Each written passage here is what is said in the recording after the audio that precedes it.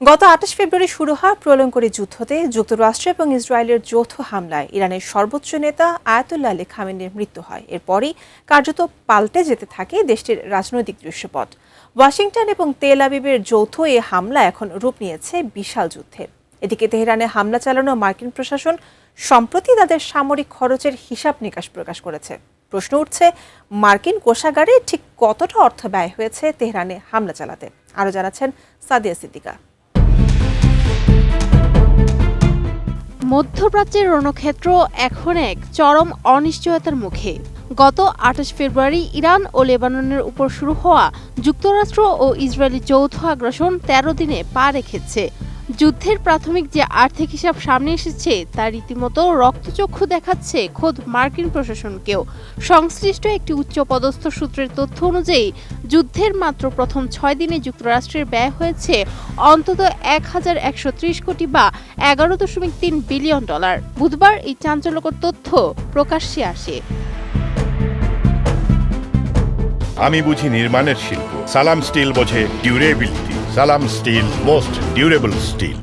গত মঙ্গলবার মার্কিন সিনেটরদের জন্য আয়োজিত এক রুদ্ধদ্বার বৈঠকে হোয়াইট হাউসের কর্মকর্তারা এই হিসাব দেন। তবে এটি যুদ্ধের মোট খরচ নয়, বরং একটি প্রাথমিক ধারণা মাত্র। সংঘাত নিয়ে বিস্তারিত তথ্যের জন্য মার্কিন আইন প্রণেতাদের ক্রমবর্ধমান চাপের মুখে প্রশাসন এই তথ্য দিতে বাধ্য হয়েছে। জানা গেছে, হামলার প্রথম ২ দিনেই প্রায় $৫৬০ কোটি গোলাবারুদ ও অত্যাধুনিক সমরাস্ত্র ব্যবহার করা হয়েছে। কংগ্রেসের কয়েকজন সহকারী ইঙ্গিত দিয়েছেন, যুদ্ধের এই বিশাল খরচ মেটাতে হোয়াইট হাউস খুব দ্রুতই কংগ্রেসের কাছে নতুন তহবিলের আবেদন জানাতে পারে। কিছু কর্মকর্তাদের মতে এই আবেদনের পরিমাণ হতে পারে অন্তত ৫,০০০ কোটি বা $৫০ বিলিয়ন। তবে বিশ্লেষকদের ধারণা, যুদ্ধের প্রকৃত খরচ এই হিসেবের চেয়েও অনেক বেশি হতে পারে। এমন এক সময় এই বিপুল পরিমাণ অর্থের প্রয়োজন পড়ছে যখন মার্কিন প্রতিরক্ষা শিল্প আগে থেকেই চাহিদা মেটাতে হিমশিম খাচ্ছিল। যুদ্ধের কারণে যুক্তরাষ্ট্রের নিজস্ব সামরিক মজুত আশঙ্কাজনক হারে কমে যাচ্ছে বলে উদ্বেগ প্রকাশ করেছেন খোদ কংগ্রেস সদস্যরা।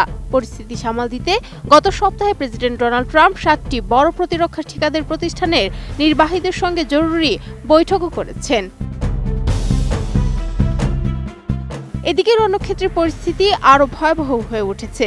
গত ২৮ ফেব্রুয়ারি থেকে শুরু হওয়া এই বিমান হামলায় এ পর্যন্ত অন্তত ২,০০০ মানুষের মৃত্যু হয়েছে, যাদের বড় একটি অংশ ইরানি ও লেবানিজ সাধারণ নাগরিক।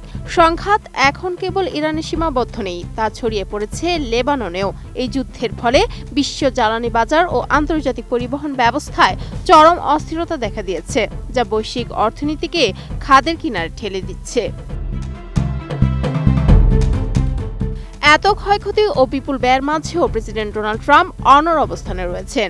গতকাল কেন্টাকি সফরের সময় তিনি আত্মবিশ্বাসের সঙ্গে ঘোষণা করেছেন, আমরা যুদ্ধে জয় হয়েছি। তবে তিনি এও জানান যে কাজ পুরোপুরি শেষ না হওয়া পর্যন্ত যুক্তরাষ্ট্র এই লড়াই চালিয়ে যাবে। অন্যদিকে ডেমোক্র্যাট আইন প্রণেতারা এই যুদ্ধের ভবিষ্যৎ পরিকল্পনা নিয়ে রিপাবলিকান প্রেসিডেন্টের কর্মকর্তাদের প্রকাশ্যে সাক্ষ্য দেওয়ার দাবি জানিয়েছেন। Sadia Siddika, ATN news.